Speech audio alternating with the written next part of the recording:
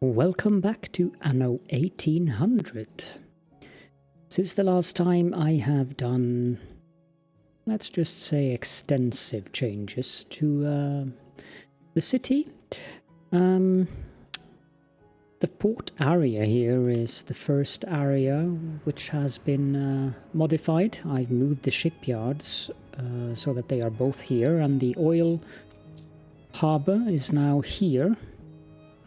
I wanted to make this railroad uniform, but apparently that wasn't possible. So I might change the roads here. But first of all, let's check out this expedition. Success at sea is not easily won. A Pride of Madeira, a sacred blue lily, and a yellow lotus. Interesting. And then we have the newspaper. Yeah, this looks good. Financial powerhouse. Yeah, as positive credit balance hastens era of untold prosperity, Caledorn said to have Midas's touch. Yes, that didn't end too well for poor old Midas, but let's not dwell on the negatives. And indeed, I have plenty of cash. And I've actually won the game, but I wanted to continue, so I also have a ridiculous amount of these characters and things. We'll get back to that, though. The reason I wanted to start recording at this point is because of one of the expeditions. So I'll give you a tour of the city as soon as I'm... Can I... Okay, so if I want to do that, I will have to remove... This is not going to be a good idea. Let's remove the railroads. Let's build a road like that. Let's remove those. Now the city doesn't have a connection. I knew this crew wouldn't let you down. Now we also need more railroads.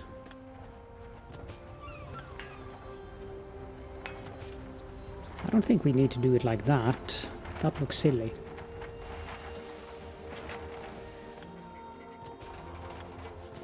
There we go. That looks a bit better than having that long stretch, I think. Another expedition has returned. I have plenty of have had plenty of those out. Santiana cave painting. That's part of the Origin of Mankind set. I already have that, I believe. Imperial figurehead. I have that as well. Part of the Battle of Trelawney set. And a Mazoan house, which I did not have. Excellent. Let's unload the Archbishop ×2 and all of the other items. Battle cruiser on the warpath. One thing that I need to do is move this. This is a warehouse.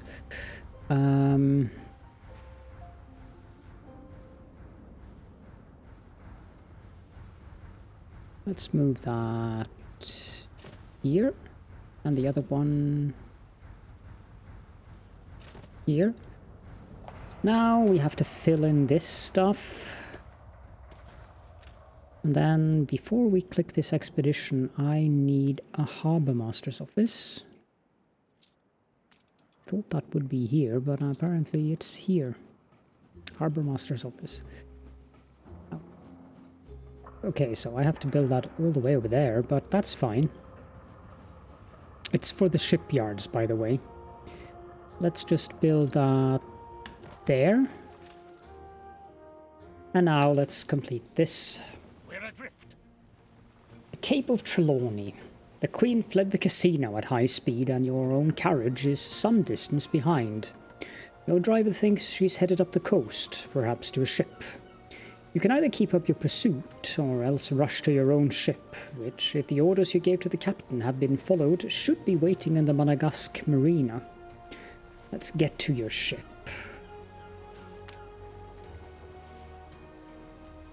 Your ship is indeed waiting in the marina. Quickly, you rouse the captain and his crew and weigh anchor. Before long, twinkling Monegasque is behind you, and from the next bay you spot an impressive ship in the distance.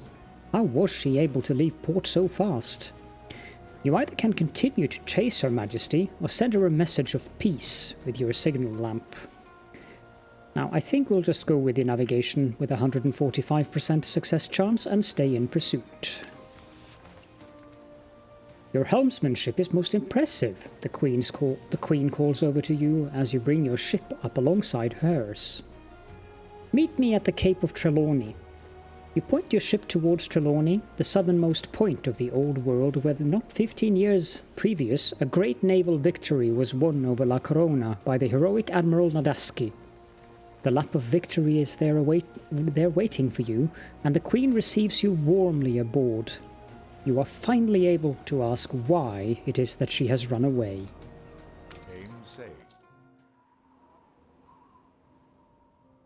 I am not here to escape domestic dissatisfaction, but to address it. Our nation has lost its pride, but pride can be restored. This place, Trelawney, is the site of my father's great naval victory over our rivals, La Corona. We were the victors here at Trelawney, yet all the spoils remain in the lap of Poseidon. The scepter of Capon has long granted its bearers indisputable authority, but it sank to the depths, along with La Corona's fleet. I can still smell Father's victory here at Trelawney. It is his greatest legacy. Finding the sunken scepter of Capon, the trophy we never claimed for that victory, will remind us of our past glories and restore the people's faith in their monarch. We shall build a new capital of the realm here, perhaps call it Crown Falls, in view of the sparkling cataracts you see the island possesses. This may be my greatest legacy. Help me build it, and find the scepter, and I shall designate you Warden of Trelawney, my official representative in these waters.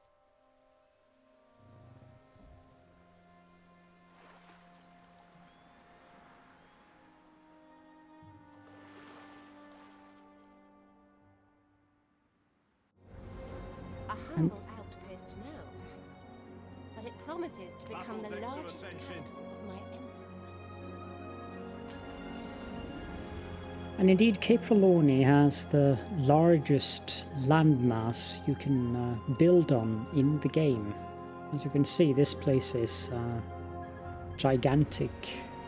The only reason I haven't opened it up yet is because I wanted to eliminate Bente Jørgensen before we got here.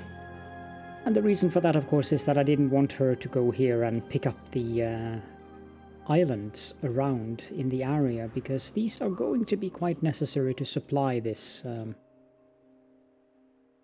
city, which is going to be big, very big. Now, we also have Old Nate here in Salmagundi. Do note that I haven't done anything in Cape Trelawney before. Well, in the campaign that I played, I settled it, but I didn't really build much here. And I didn't have the cash flow to do anything with Old Nate, because the stuff that he sells is... let's just put it as expensive, shall we? I like this song. Now, let's return to the old world, I mean. And we'll take a look at... we're probably going to be bothered by the expedition. First of all, we want to equip some things in this Harbour Master's office. The one thing that I wanted in here is Slinky Sinistra, Warlock of Perforian Warships. As you can see, he's a legendary character. He affects the steam shipyard with ship plans, which adds the ability to construct the Perforian warship. I don't know if that's a good ship or not. The festival has ended. Really. It's it's not horrible, though. 6,000 hit points, 45 DPS. It has more damage per second than a battlecruiser. It is cheaper to build, it has cheaper influence. Costs almost the same in upkeep. And I think there was another thing I wanted to put in here as well. See, yeah, the shipbuilder, which reduces the workforce needed in the shipyards. I'm not using him for anything, so might as well just put him in here. They don't use any workforce when they're not in use, though. For the other ones, I believe those only affect the Harbour Master's office. No, wait. Affect Steam Shipyard. Anna Union. Oh, she adds the ability to construct the Extravaganza steamer. Now, that's probably the best ship in the game. Not for battle, but for...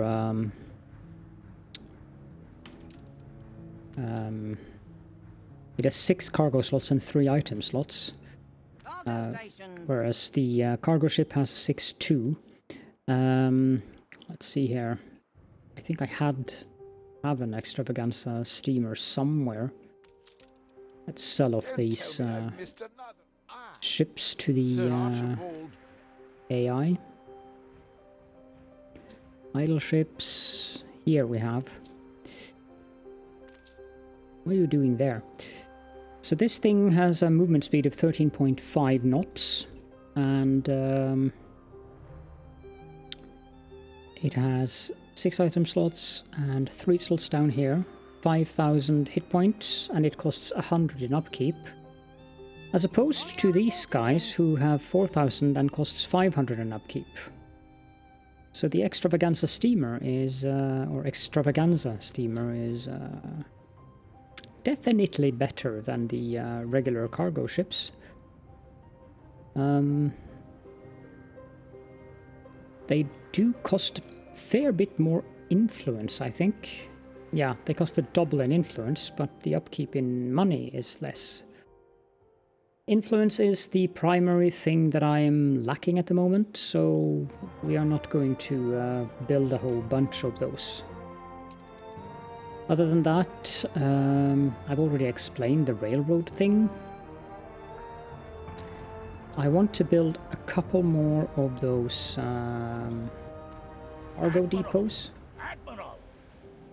I was expecting that to happen. You can click Shift V to change the building style of what you're building, by the way. So we have 2 cargo depots here and 2 cargo depots over there. Let's get back to that expedition later on.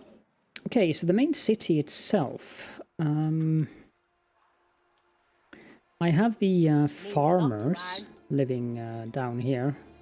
I'm not really sure I need a lot of them on the island.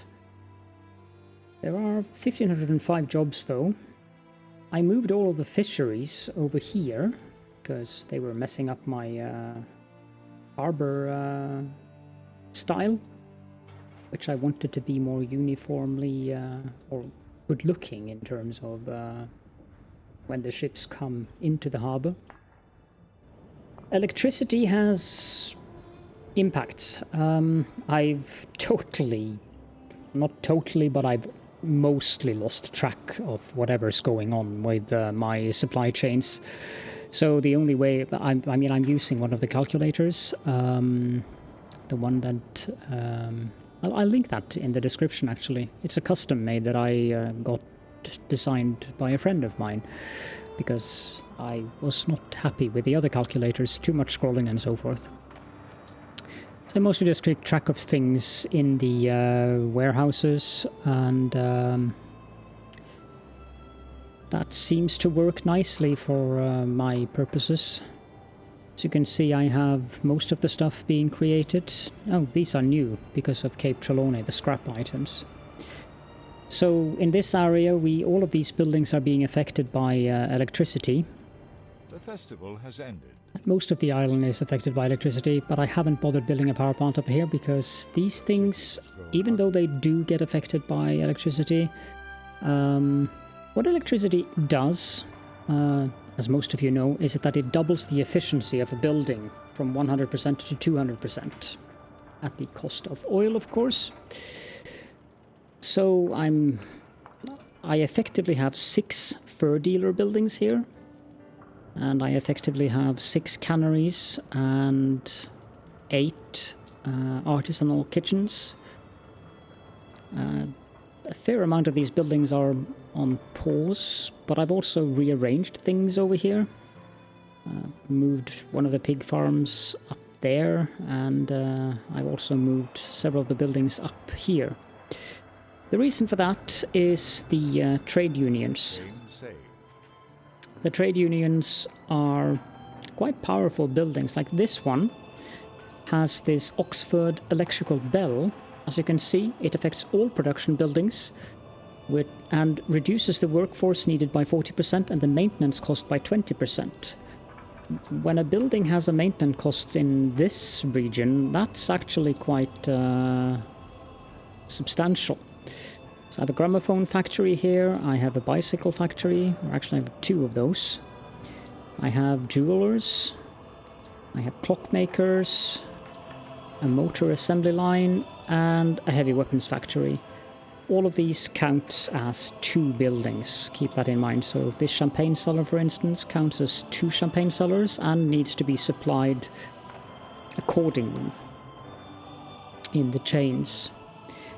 With electricity, you can, of course, if you electrify everything, you can go into the... I don't remember where that is. Here.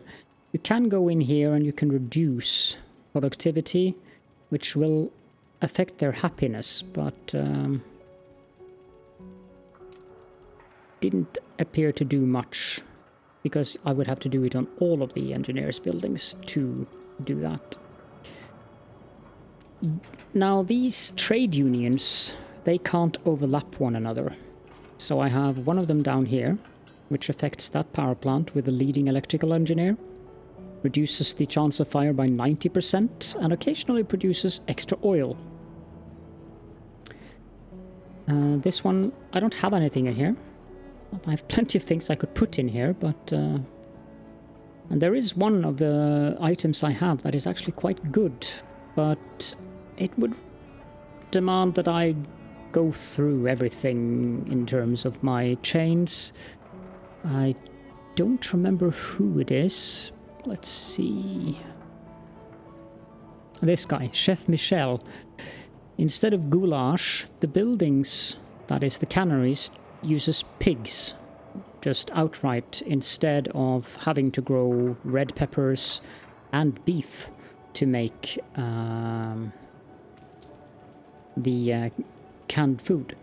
But I probably will send Chef Michel to Cape Trelawney as I develop that place, since that means I don't have to worry about an entire rather large chain.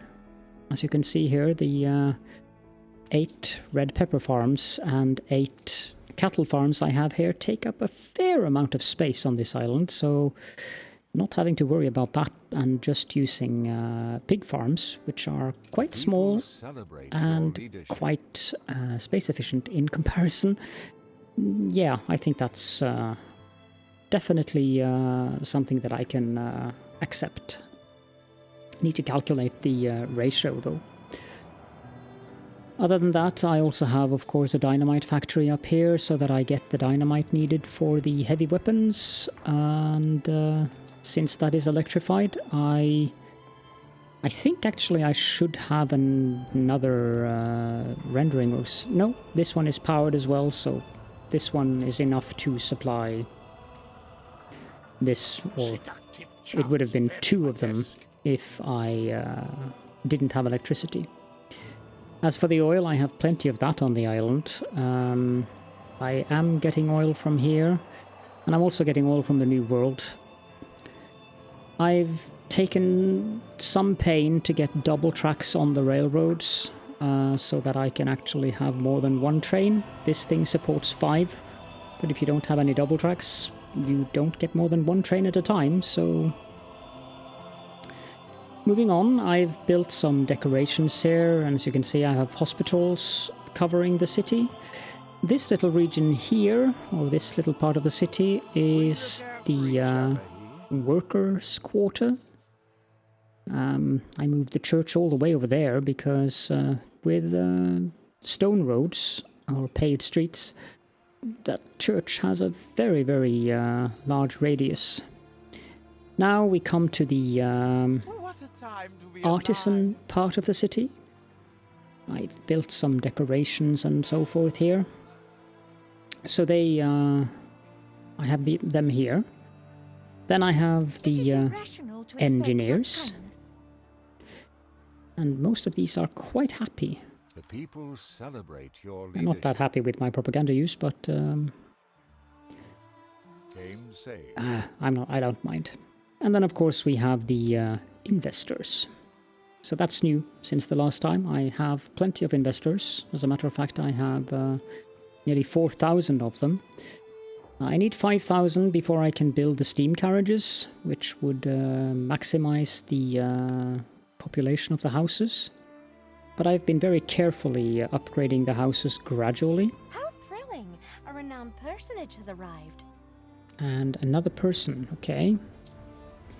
Brother Hilarious, purveyor of monastic mixtures, okay. He affects the schnapps distilleries and the breweries. Well, that's a very nice expedition guy, though. 25 medicine, diplomacy, and faith. Not that I complain very much. Yes, thank you. When it comes to the renowned personages that I have on the island, because I even have the Pope. As you can see, I have plenty of characters. I have Pope Lucius I, the Rejuvenator. I'm quite amused that residents that have the church need fulfilled are provided with rum if you equip him in a town hall. However, I haven't been using him in a town hall because even though he does give them 10% happiness and has that bonus supply, a character with 50 faith is extremely useful on expeditions. Now, I could go through all of these characters, but that'll take a lot of time. So let's just say that I have plenty of legendary characters, some of them more useful than others. This guy, for instance, 55 naval power, is quite useful.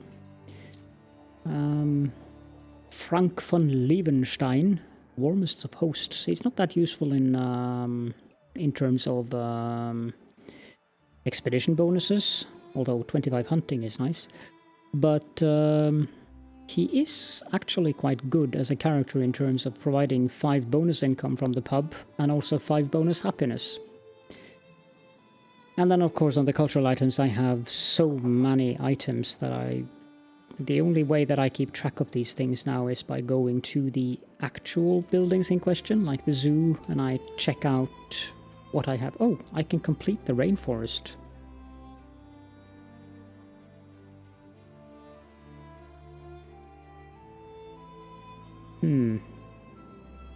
That's actually something that I want to do. The Chital belongs to the Eastern Jungle. Okay, let's put in a Jaguar. The rainforest affects public services with +1 attractiveness.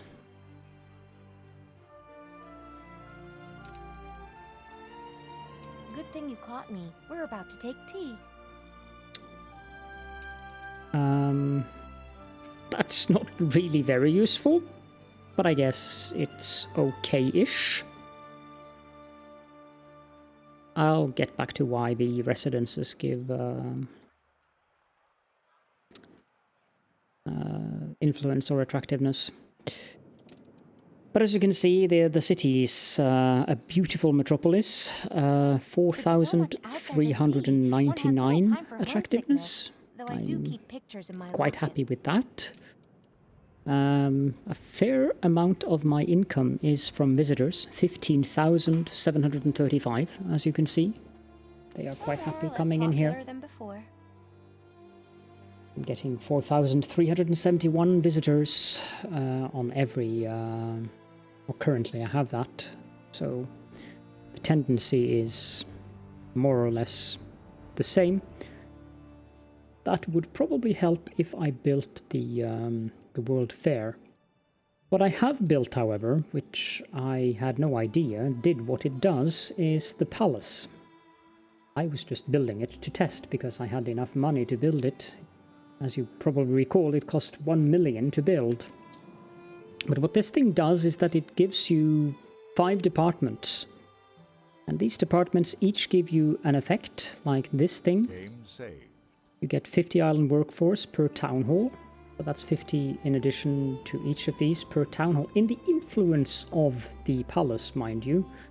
So 100. I could get it up to 150 if I built this town hall, but I haven't bothered doing that. You have the Department of Culture, which gives you a 20% additional chance of receiving visiting specialists at the public mooring, which I have gotten. That's where I got the Pope from. He just randomly appeared and wanted to settle down. You have the Department of Labor, which is 10% productivity for production buildings within range of a trade union. That doesn't do me much good down here, but I mean, if I move the palace up there, maybe. And I'm not going to have it here. The only reason I've built these palace wings is because each wing you build extend the range of the palace. And I should also add that I intend to move the palace to Cape Trelawney eventually, because I think you can only have one of these. Then you have the Department of Welfare, plus 10 area of influence for all public buildings. That's fairly nice. So that affects quite a lot of buildings that I have on the island here.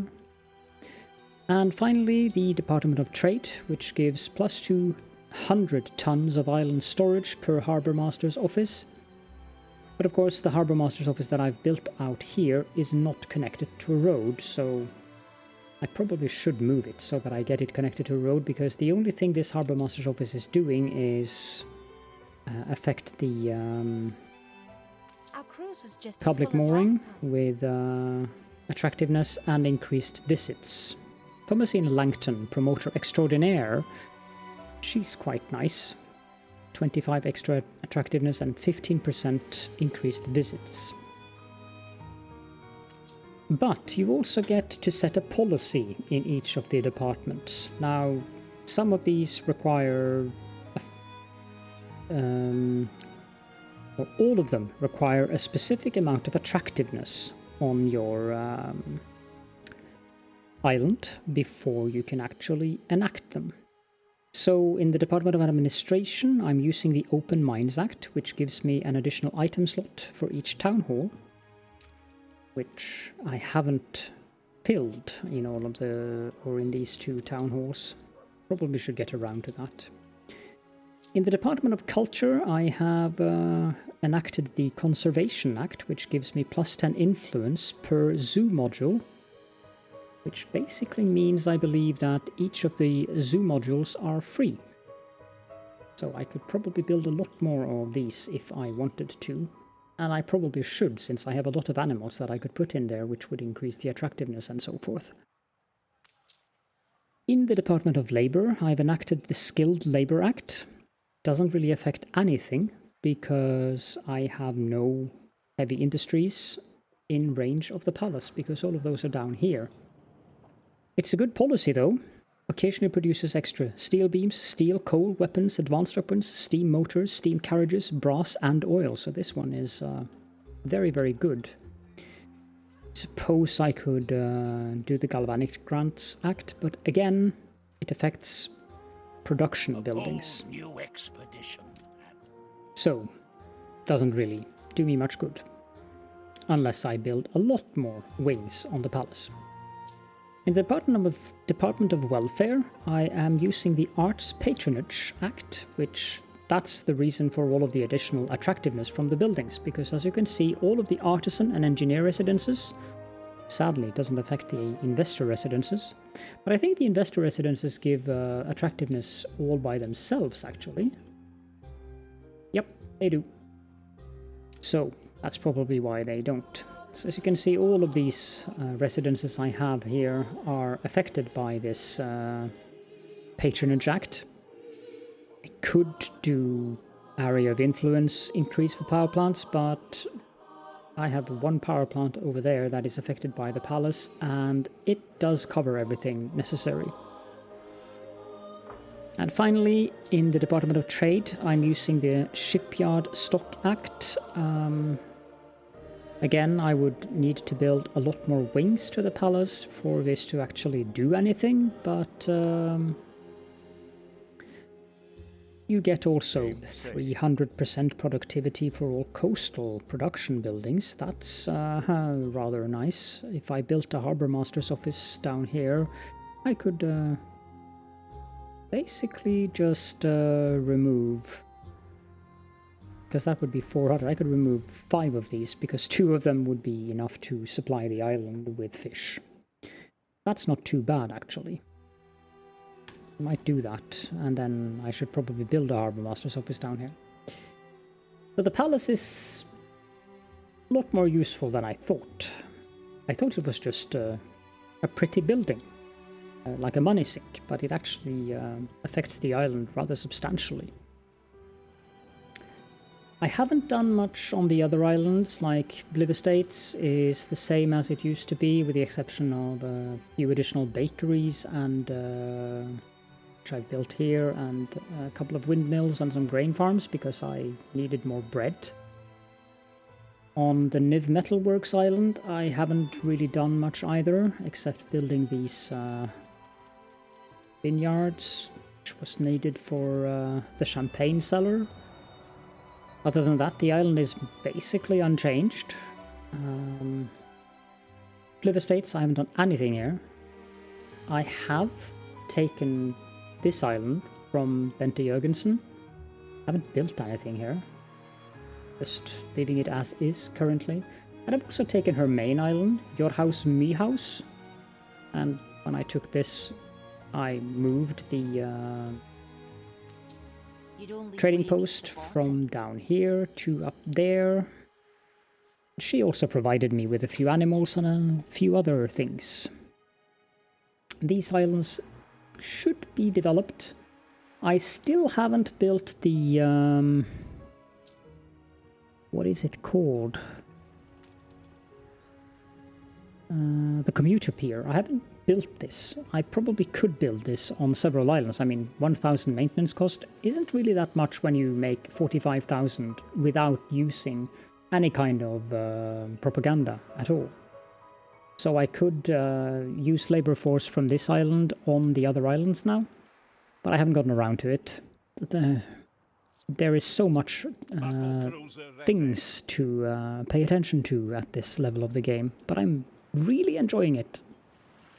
So this is the HMS C, the C for cruiser, of course, Prince Niv.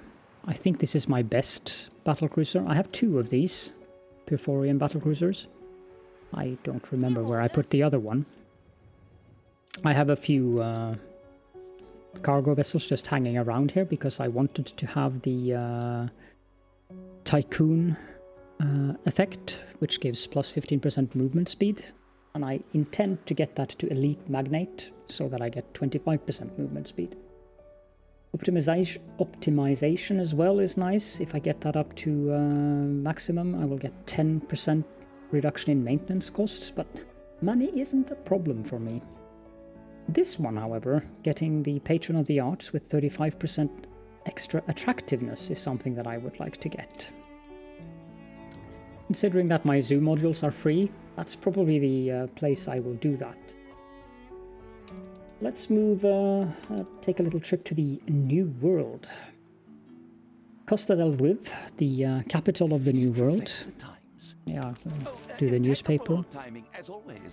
This looks perfect. Uncompromising journalism. This place is a lot bigger now than it used to be. I have plenty of obreros and also plenty of jornaleros. You can see there's nearly 6,000 people living on this island. I've moved some of the industry over here because, again, trade union. I have a cigar aficionado, which reduces the workforce needed in the cigar factories and also increases their productivity by 30%.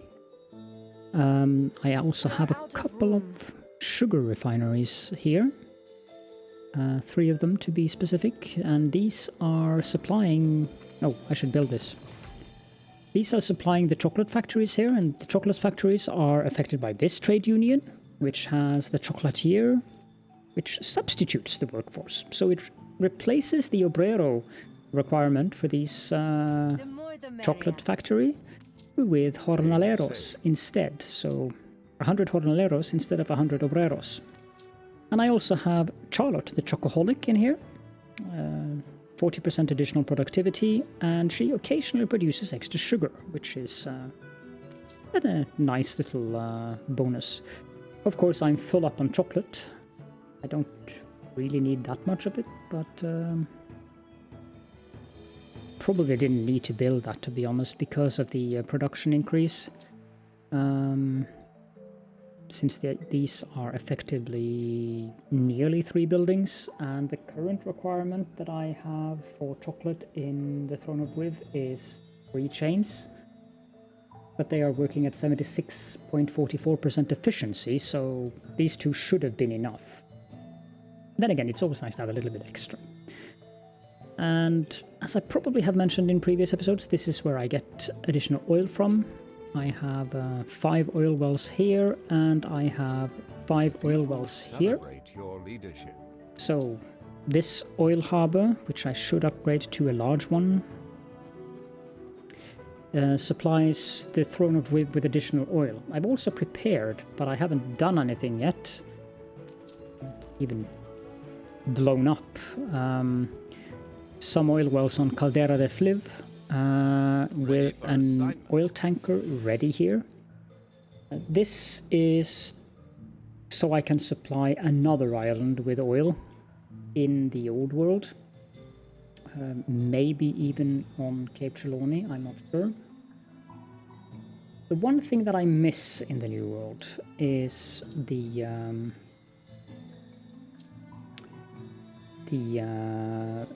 worker share building. Because it doesn't have that in the new world. Which means that for any island that I want to have oil production on, or oil refining on, I need to build up obreros and supply them. Thankfully, supplying obreros isn't a major chore.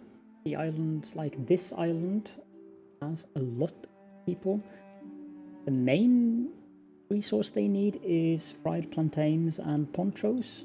But other than that, with the exception of beer, which I have to, and also sewing machines, which I have to get in from the New World, they only use a tiny bit of coffee, some tortillas, a bit of rum, which is global for both of the population type. Jornaleros also require rum. And some bowler hats and cigars, so they are not terrible to supply, to be honest. And I do need to get more oil, but then again, in the Arctic you get natural gas, which is another interesting source of electricity. Now, you're also prohibited from building the palace in the New World. The palace has an administration office that you can build on other islands to extend the policies to other islands than the main island that has the palace. So that's a handy addition. Colonia Pliv, I have built up this island with... These fabled lands with jornaleros. And I've also extended some sugar production and more... some rum refineries or distilleries, and also more plantations on this island. I built the fish oil factories up here. This one needs to be upgraded. And this island is supplying wood and rum and plantains to Costa del Wiv. I mean, I could have had plantations on this island by itself, but the attractiveness isn't splendid on this island. 70 vulgarity from the fish oil factories, yeah, because I have 14 of them on the island. I might move the fish oil factories to a different island and import the fish oil as well to reduce that, because getting this island up a little bit would be nice. Could get some tourism here. But you have the option to build zoos and museums and botanical gardens. So if you want to have a tourism island in the New World to get additional income, that is of course an option if you have enough influence, because influence is, as always, a limiting factor when it comes to that. When I get the main island on Cape Trelawney built up, however, I should have enough influence to support that. Again, here I have a trade union which increases the productivity by 30% on the coffee roasters and reduces their workforce need by 50%, and also substitutes the obreros with jornaleros. I have a hat maker, which I didn't really need to put in there. I just put in there because why not? And I also have Cecilia, the confissieur, which affects the coffee roasters so that they occasionally produce extra chocolate. Again, why not? I have 14 of these fried plantain kitchens in the area here, and as you can see I have a lot of medium warehouses in this region, or this part of the... this one needs to be upgraded. This part of the island, because of the well, let's just say extensive amount of production buildings that need to load and unload. And even with this I end up having 5 loading ramps in use at a time. This is also where I produce some planks in addition to these. The island storage on this island is, I think, 450. No, it's 500 actually. Because I have 1 depot there, and I have 6 depots here. Then we have Colonia Pliv. I've already gone through that. Porto Pliv. Haven't done anything on this island. It's still... well, I have actually. I've built these cocoa plantations. Other than that, this island is unchanged. Could probably build it up if I wanted to. Villa d'Oniv. This is where we produce the coffee beans. I have 16 coffee plantations on this island. I've also built a small village here, so that I have enough jornaleros to extend the island. I have a couple of sugar plantations on this island, which support the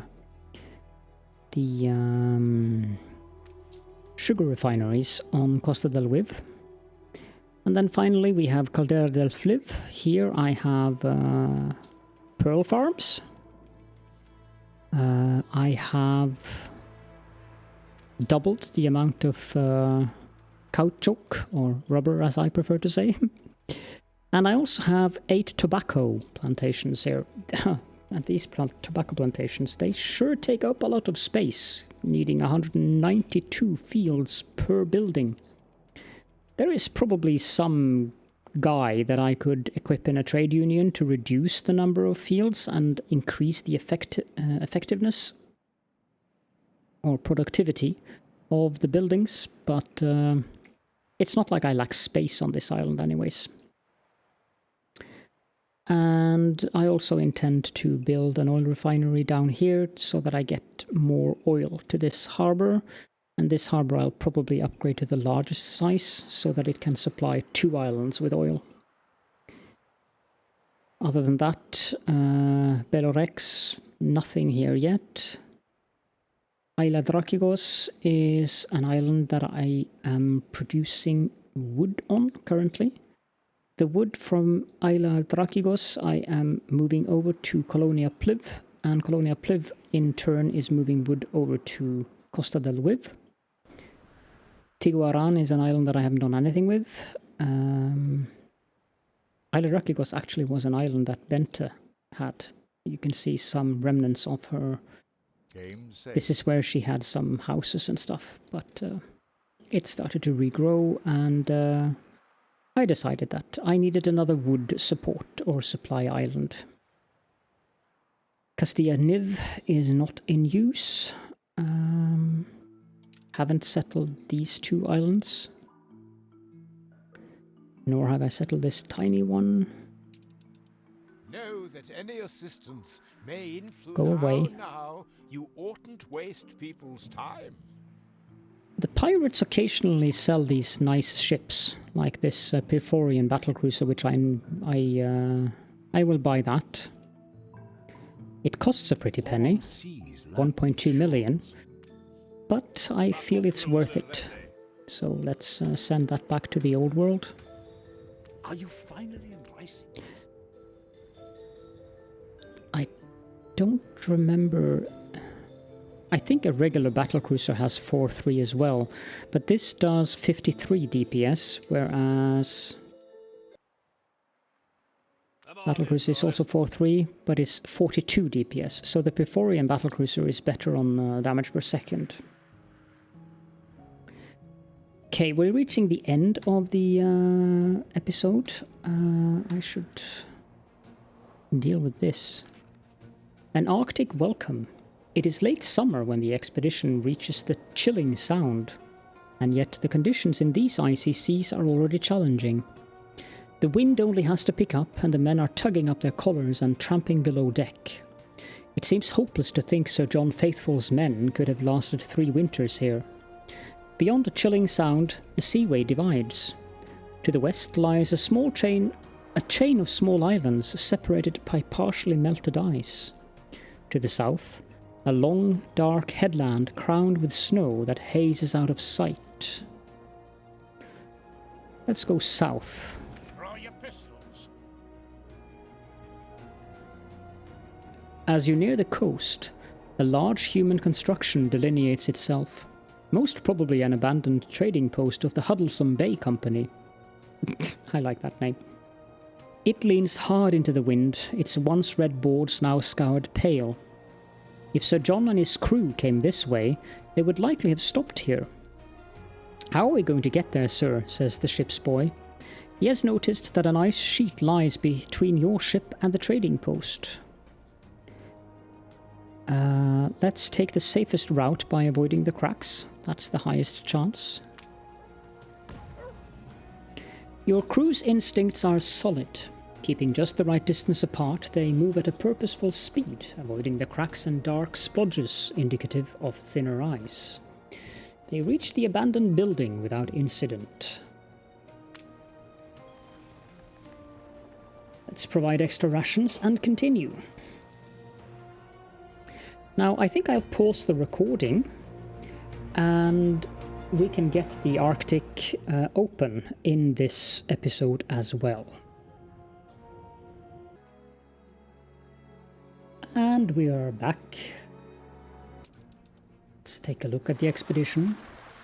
Huddlesome Bay. At least it's a shelter, the captain remarks. The men shut the doors on the wind to find the building interior licked with frost. Rusted hooks hang from the beams, relics of the short-lived fur trade. Comforts are few and far between out here. I doubt Sir John would have passed it by. There must be some evidence of the lost expedition here. Let's search for signs of recent use. Group us in, Admiral. No sign at all. Undisturbed in 10 years or more, these cabins are just as they were when the traders left. There should be prints in the dust, objects out of place, but there aren't. Everyone concedes it is very unlikely Sir John's expedition came this way. Find information about the local area. something to go on at least. Whoever the fur traders were, they left in a rush. Papers and maps are strewn about, some trodden and sodden into mush. A precious few dry and intact. Dockets are found relating to consignments received from a nearby Inuit settlement named Ivujivik, which also happens to be marked on a fragment of map. The Inuit are sure to have noticed anyone passing through, says the captain. We should visit them. Let's continue south towards the Inuit settlement of Ivujivik. Game saved.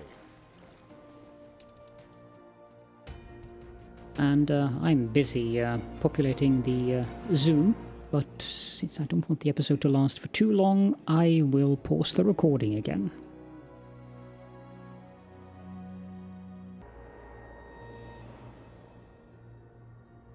See here.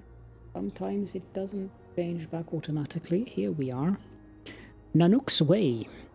The route to the Inuit settlement of Ivujivik is a 2-day trek by foot across exposed ice flats.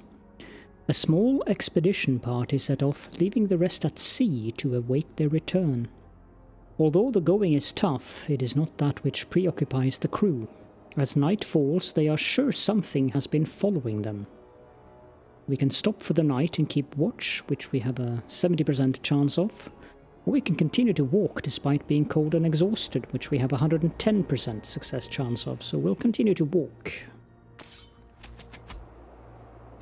The men are strong and dedicated. They tramp through the half hour of pitch-black darkness normally reserved for sleep, keeping good pace. Whatever was following them has soon given up. Gazing upwards, the party finds themselves to be lucky observers of the Aurora Borealis. They reach the Inuit settlement the following lunchtime with a sense of wonder. We even got a little bit additional morale from that. Provide some extra rations and continue. And I will pause again. I'm working on moving the potato farms, if you're wondering why I'm here. You gained an influence bonus.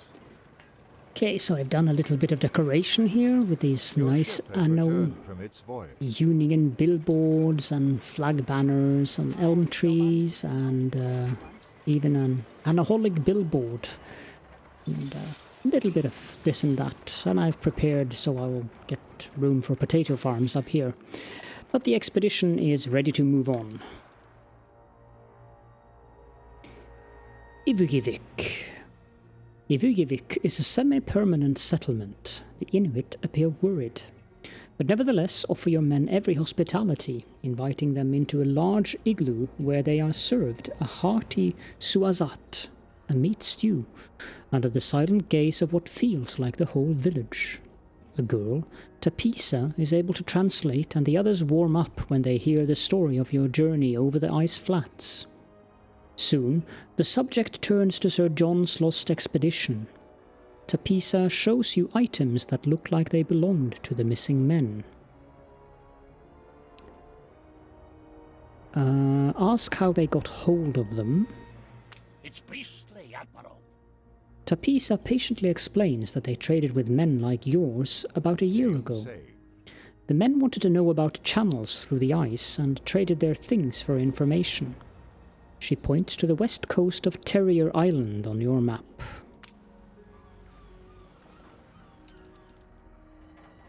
Okay, so I guess the expedition is going there then. I shall pause again.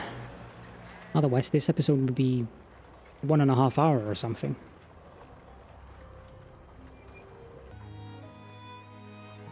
Here we are. I have expanded the zoo quite extensively here as well.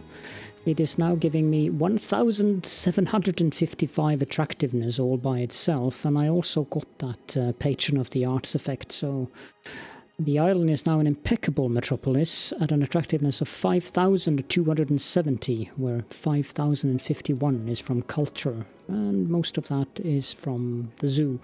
But I've got a fair amount from the botanical garden and the museum as well. But let's continue with the expedition. The Narrows. The west coast of Terrier Island is snuggled up with monstrous horns of ice. Navigation is going to be tricky. Will the Narrows lead back once more to open water, or will your ship end up stuck?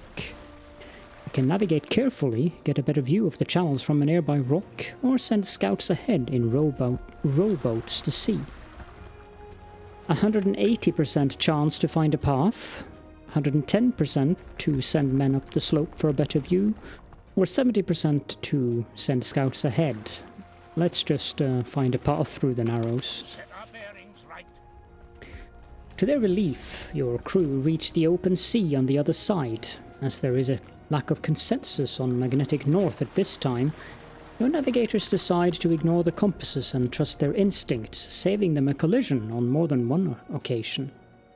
The crew enters King William Sound, a majestic carpet of water leading up to its seat, King William Island.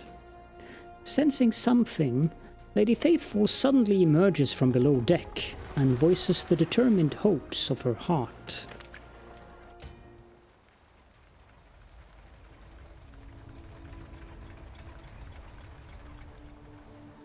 We shouldn't expect to find them right away. This is a vast wilderness. It's been 2 years. The Admiralty say they've tried everything. But then they haven't lost a husband.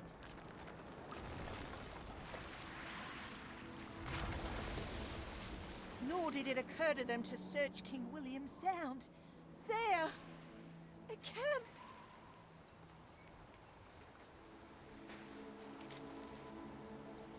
Abandoned. We imagined as much, didn't we? And my John picked a fine spot. Perhaps they left some sign as to where they went.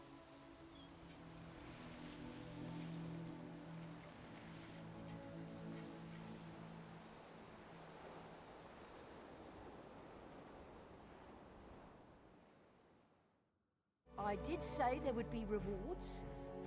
That's for finding my John's camp. Dealing with you could be a lottery. On our way. My John's camp shall serve for us. From here, we can search to any length and breadth. So here we are in the Arctic, on the King William Island. I'll not rest till just as they left it. We'll rake over the remains and then make a refuge for ourselves. And the music here was absolutely lovely. Not a fan, as most of you who have followed my channel content for a while knows, of snow, but this music makes it worth it.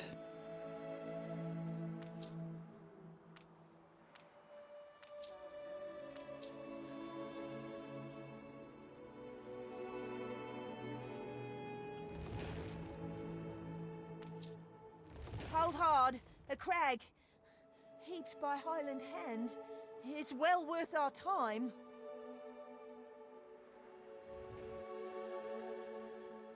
First, get all you faithful some shelter and a canteen where they can warm each other up. Old Nate is here as well. So what's this then? John's log. Open it. He knew we would come for him. Logbook of Commander Sir John Reginald. Patience St. Smithyn, faithful, KCH FRGS.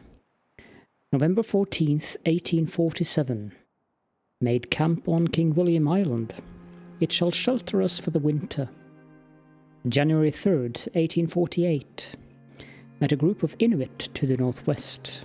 They were reluctant at first, but later approached us to trade for iron.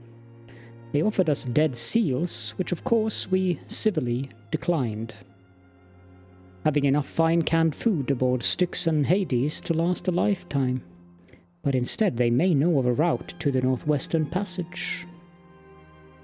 March 11th, 1848. The Inuit led us to a channel heading deeper into the ice. Inuit look worried, but our instruments report freeze is thinning by the day. Time for our mighty icebreakers to prove their prowess. Soon, we shall be the first to cut the miracle shipping canal bridging east and west. We set out tomorrow. Well, there doesn't appear to be more pages here. If HMS Hades and Styx came this way, the Inuit must have seen them. Maybe they can help us.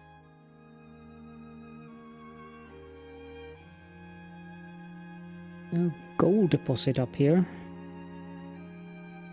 And there is forest, caribou, whale, bear, fur. Okay. I really need to explore what these things do. A heater. Well, I can probably send in coal from the old world. I'm guessing this is where the Inuit are.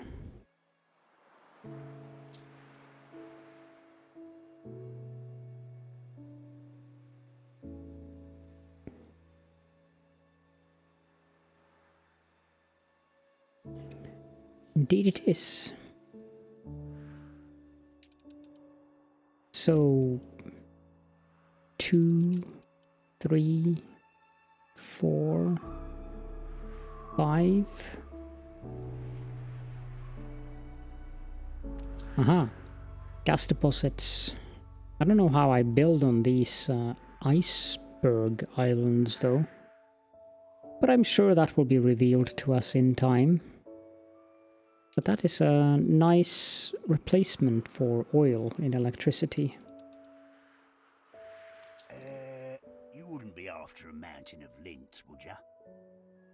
No, I don't think so. Hold the crane. Anyways, let's send these guys back to the old world, and I think we will end the episode here. So, in the next episode, I will have progressed a bit further.